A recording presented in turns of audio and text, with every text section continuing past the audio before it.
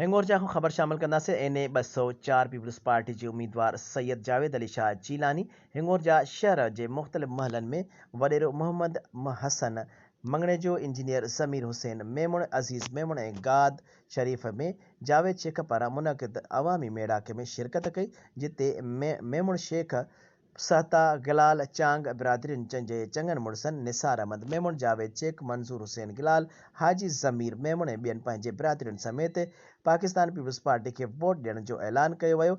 उन मौक़े ते मेड़ाकनि खे NA 204 जे उम्मीदवार सैयद जावेद अली शाह जीलानी ख़िताब कंदे चयो त मुख़ालिफ़नि खे अवामी मोट न मिलण करे धांधली ऐं खोट करण जी साज़िश में रुधल आहिनि, पर कंहिं रीति धांधली करण न ॾींदासूं ऐं खेनि अहिड़ी शिकस्त ॾींदासूं जो हू हमेशह लाइ यादि रहंदो।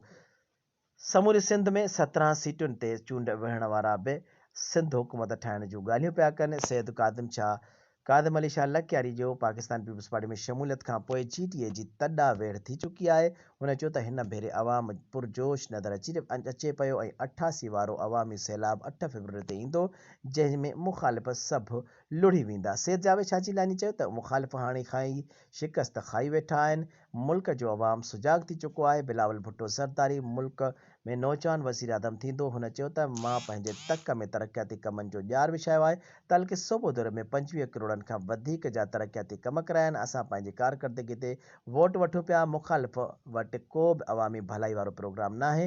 नई अवामी सियासत करण ॼाणनि था। उहे सिर्फ़ तनक़ीद करण में पूरा आहिनि। 8 फरवरी ते तीरनि जी बरसाति पवंदी ऐं मुख़ालिफ़ शिकस्त खाई वेंदा। सैयद जावेद अली शाह जीलानी सां गॾु अॻूणो MNA सैयद काज़िम अली शाह लखयारी, सैयद मुहर्रम अली शाह लखयारी, असफंद यार ख़र्ल, इंजीनियर ज़मीर मेमुण, जावेद अमन शेख, असलम मेमुण, अज़ीज़ मेमुण, हाजी हसन मंगणे जो ऐं ॿिया गॾु हुया।